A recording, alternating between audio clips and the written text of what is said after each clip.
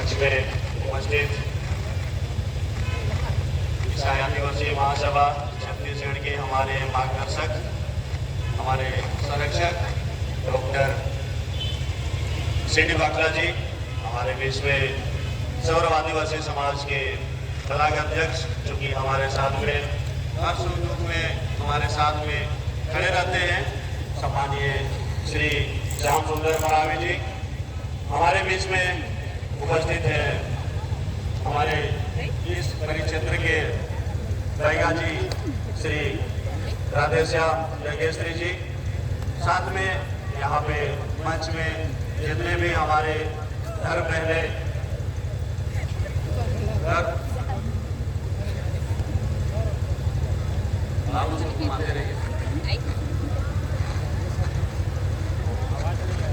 आवाज नहीं आ रहा है। सम्मानित जितने भी क्षेत्र से आए हुए हमारे माता पिता भाई बहन एवं बच्चों, साथ में यहाँ पे हमारे बीच में मीडिया के साथी जो कि हमारी बातों को खबर कर रहे हैं, आप सभी को सादर अभिनंदन है।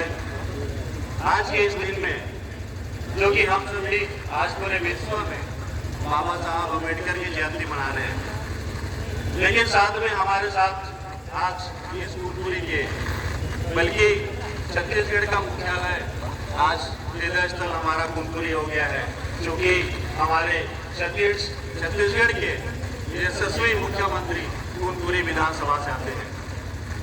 परंतु आज दुर्भाग्य ये है कि आज हम यहाँ पे इस अम्बेडकर दिवस पे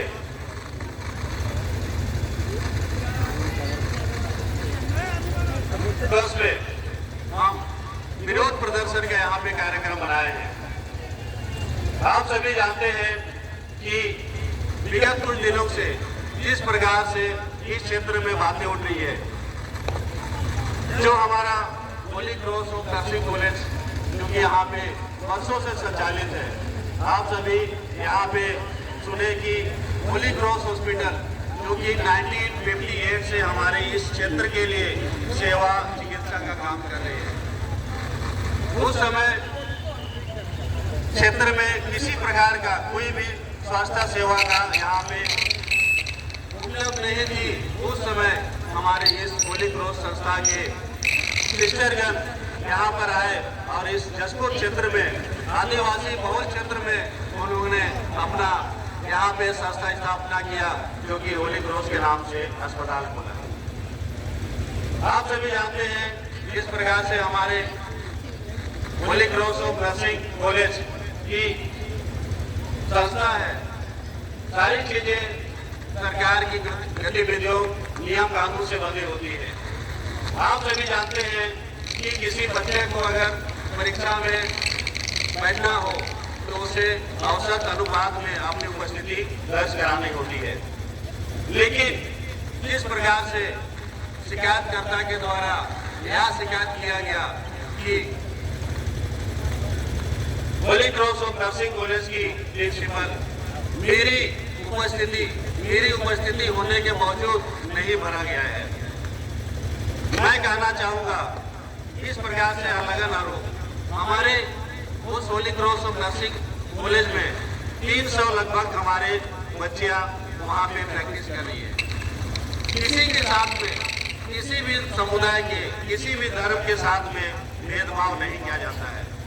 जब वहां पे एडमिशन होता है, आप सभी जानते हैं वहां पे हम धर्म नहीं पूछते, लेकिन इस प्रकार से मिथ्या आरोप लगाकर हमें नर्सिंग कॉलेज और पूरे हमारे जो प्राचार्य है पूरे संस्था पर इस प्रकार से आरोप लगाकर उन्होंने अपने झूठ को छुपाने की कोशिश की है।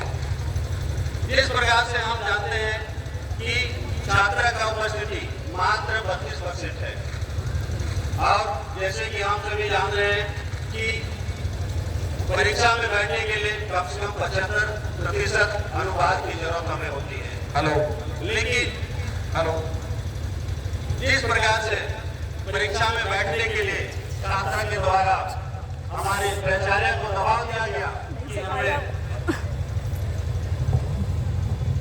कि हमें परीक्षा में बैठने दी जाए, सिस्टम के द्वारा और संस्था के द्वारा हमेशा से उसको कहा गया कि आप अपनी उपस्थिति पूर्ण करिए, आप अपने प्रैक्टिकल को पूर्ण करिए, तत्पश्चात आप परीक्षा में बैठेंगे। आपको परीक्षा में बैठने से पुरस्कृत नहीं किया जा रहा है। आप सभी को बताना चाहूंगा मैं कि छात्र को बार बार कहा गया कि आप अपने पेरेंट्स को बुलाइए, लेकिन छात्र के द्वारा कभी भी अपने माँ बाप या अपने पेरेंट्स को नहीं बुलाया गया। उनके द्वारा हमेशा से यही कहा गया कि कभी मेरे माँ बाप बीमार हैं, कभी हमारे माँ बाप गाँव चले गए हैं। इस प्रकार से बहानेबाजी करते रहे और कभी अपने माँ बाप को नहीं बुलाया। अंततः यह हुआ कि वे मौखिक परीक्षा में, जो लिखित परीक्षा होता है, उसमें हेलो प्रवेश पत्र हासिल किया, वो भी जवाबपूर्वक। तत्पश्चात जब प्रैक्टिकल की बारी आई, आप सभी जानते हैं कि बिना प्रैक्टिकल का कोई भी बच्चा या तो फिर कोई बच्चे नर्स नहीं बन सकते। आप सभी जानते हैं अगर हम गलत तरीके से उसे प्रैक्टिकल में बैठने की अनुमति दे दें, कल के दिन में कुछ हो जाता है तो आप हमारे ऊपर उल्टा आरोप लगाएंगे। तो फिर बच्चे के द्वारा पुनः जब प्रैक्टिकल परीक्षा पार हो गया, 1 अप्रैल को आती है और प्राचार्य के रूम में घुसती है।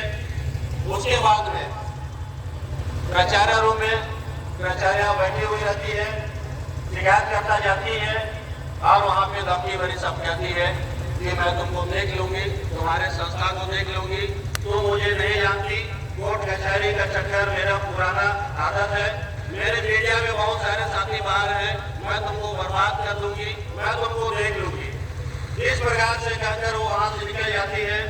तत्पश्चात वहां से निकलकर कुछ दिनों के बाद में, 1-2 दिनों के अंदर में हमारे मीडिया के साथी Holi cross of nursing college में प्राचार्य से मिलने जाते हैं। बातें तो बहुत अच्छी किए, सामने में जब मिले मीठा चोरी में बात किए, लेकिन जब वहां से निकले तो बगल में चोरा निकल पकड़ के निकले। तत्पश्चात जिस प्रकार से हमें पता चला कि एसपी सर और कलेक्टर महोदय को शिकायतकर्ता के द्वारा आवेदन दिया गया है और हमें उसके बाद में ही मीडिया के द्वारा पता चला कि लड़की के द्वारा या तो फिर छात्र के द्वारा Holi cross of nursing college के प्रिंसिपल के ऊपर में झूठे धर्मांतरण का आरोप लगाया गया। हम तत्काल हमारी टीम यहाँ पे गठित हुई, सिस्टर प्राचार्य के साथ में हमने एसपी साहब से भी मुलाकात करने की कोशिश की। एसपी साहब मुलाकात नहीं कर पाए तो हमें वहाँ पे आओ जाओ में अपनी जो जवाब प्रस्तुत करनी थी, हम वहाँ पे जवाब प्रस्तुत किए। तत्पश्चात हमने कलेक्टर महोदय से भी मुलाकात की, हम अपनी बातों को रखे। कलेक्टर साहब बड़ी सहमति से और संस्था से हमारी बातों को सुने और हम वहाँ से निकल कर आए। तत्पश्चात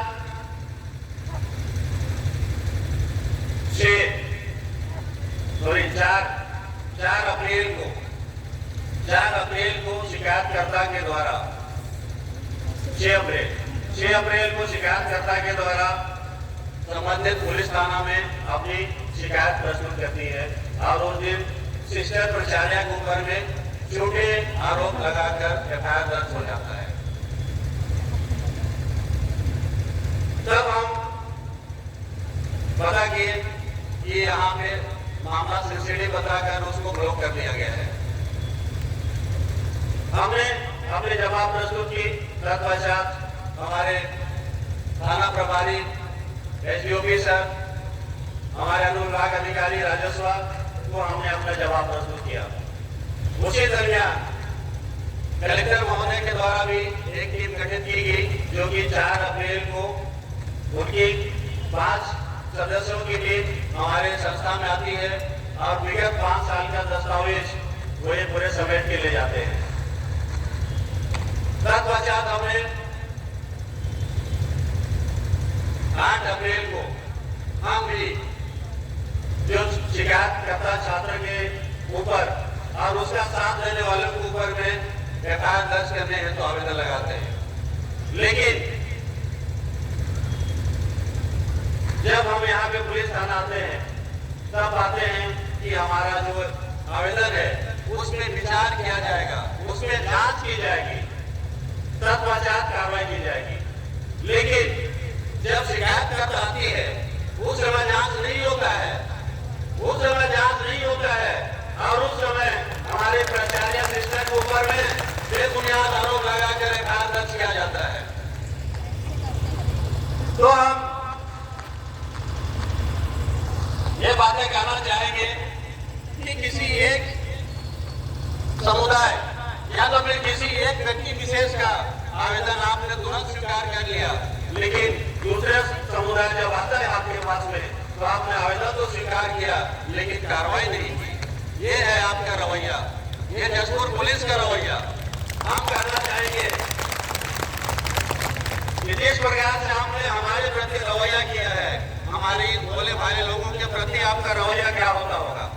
जब हम समुदाय के लोग मिल के अपनी बातों को रख लेंगे तो आपने कहा कि जांच करेंगे। आप जांच के दौरान आज तक आपने इस पर जवाब नहीं दिया।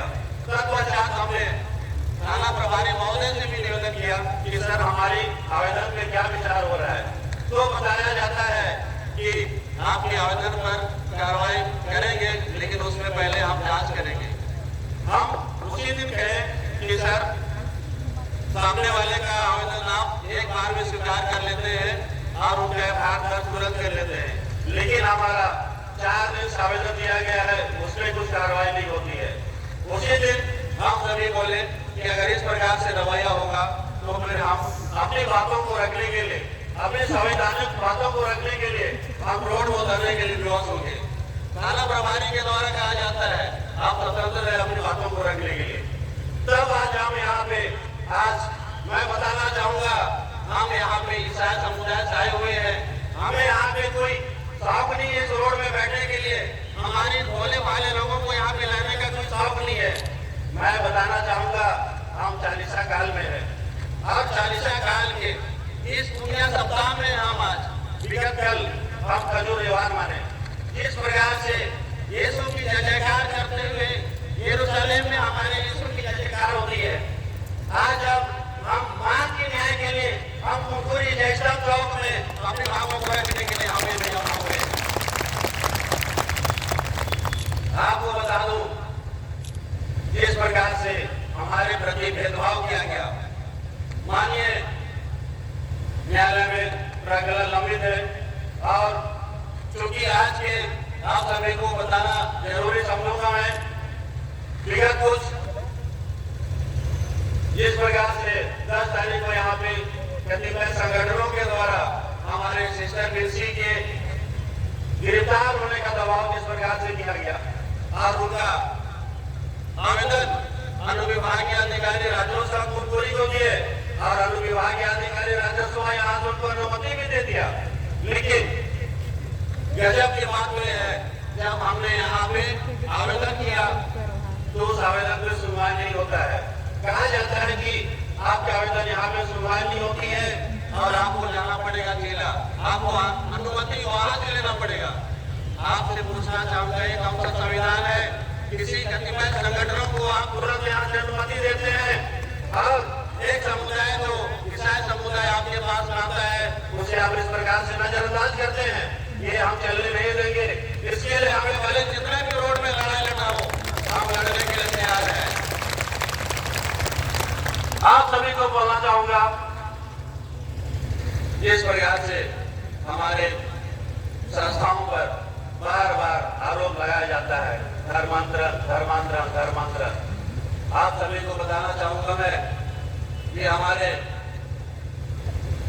इस क्षेत्र में जितने भी शिक्षा है चिकित्सा है, मैं जहां तक सोचता हूँ कोई जशपुर जिले के ऐसा कोई परिवार ना हो जो कि हमारी इस मिशन संस्था का सेवा का लाभ ना लिया हो, क्योंकि जिले में जब कोई सरकारी व्यवस्था नहीं थी उस समय यही हमारी मिशनरी संस्था आई और आपको शिक्षा और चिकित्सा का सेवा का अवसर दे रहे हैं, जिसे आप सभी और हम सभी यहाँ पे अपनी लाभ ले पा रहे हैं। मैं आप सभी को बताना चाहूंगा यही हमारा मिशन स्कूल है, जहाँ से पढ़कर हम सभी और आप सभी आज यहाँ से उनके बड़े बड़े पोस्टों में विराजमान नर्सिंग कॉलेज और जो हमारा अस्पताल है, आप अभी भी जाके देखिए कितने वहाँ पे साहब वहाँ पे एडमिट होंगे और कितने गायक साहब वहाँ पे एडमिट होंगे। आपको वहाँ पे उपस्थिति रजिस्टर जो कि एडमिशन रजिस्टर है पता चल जाएगा कि वहाँ पे कौन ज्यादा इलाज कराता है। हम इसमें ज्यादा नहीं बोलना चाहेंगे क्योंकि मैं जानता हूँ कि हमारा जो समुदाय है किसी भी धर्म से किसी भी वर्ग से भेदभाव नहीं करता है, लेकिन इस प्रकार से हमारे ऊपर में गलत आरोप लगता है, गलत लांछन लगता है, हम उसका विरोध करते हैं। जिस प्रकार से हमारे जयपुर जिला के हिंदू कुल तिलक स्वर्गीय दिलीप सुचुदियो, आप सभी को बताना चाहूंगा रांची संत जेवियर कॉलेज के स्टूडेंट रहे। वे कभी भी स्कूलों पे अस्पतालों पे उन्होंने टीका टिप्पणी नहीं की, क्योंकि वे जानते थे कि एक अस्पताल है, एक शिक्षा है, जो कि वो शिक्षा का मंदिर है, एक अस्पताल है जहाँ पे किसी भी वर्गों के भेदभाव के साथ में वहाँ पे इलाज किया जाता है। लेकिन जिस प्रकार से जसपुर जिले में हमारे माननीय मुख्यमंत्री यशस्वी मुख्यमंत्री का गृह जिला है, आज वहाँ पे हम सभी उनके विधानसभा के लोग आगे यहाँ पे अपनी मांगों को रखने के लिए हम मजबूर हैं और हम उनसे मांग करते हैं कि इस प्रकार से झूठी आरोप लगाना बंद करें और हमारे संस्थाओं पर जिस प्रकार से लांछन के आरोप लगा रहे वो सारी चीजें बंद हो। अब जिस प्रकार से हमारे संस्थाओं में जो बच्चे पढ़ रहे हैं उसमें अविश्वास, भय, डर का माहौल पैदा हुआ है। आपके कारणों से आज ये सारी समस्याएं पैदा हुई है। मैं चाहूंगा आप अपने क्षेत्र को शांतिपूर्वक भाईचारा से जीने दें, जो सामंजस्य बनाए रखे हैं। मैं आप सभी को बताना चाहूंगा इस क्षेत्र में हम ईसाई समुदाय के लोग 22% लगभग में हम यहाँ में विराजमान है, लेकिन इस 22% की आबादी यहाँ की अर्थव्यवस्था में अहम भूमिका रखती है। जिस दिन हम अपनी अवकाश में आ जाएंगे, अच्छे को पानी पिला देंगे, ये भी मैं दावे के साथ में करता हूँ।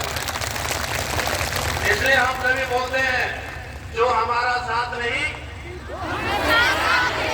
जो हमारा साथ नहीं उससे साथ नहीं।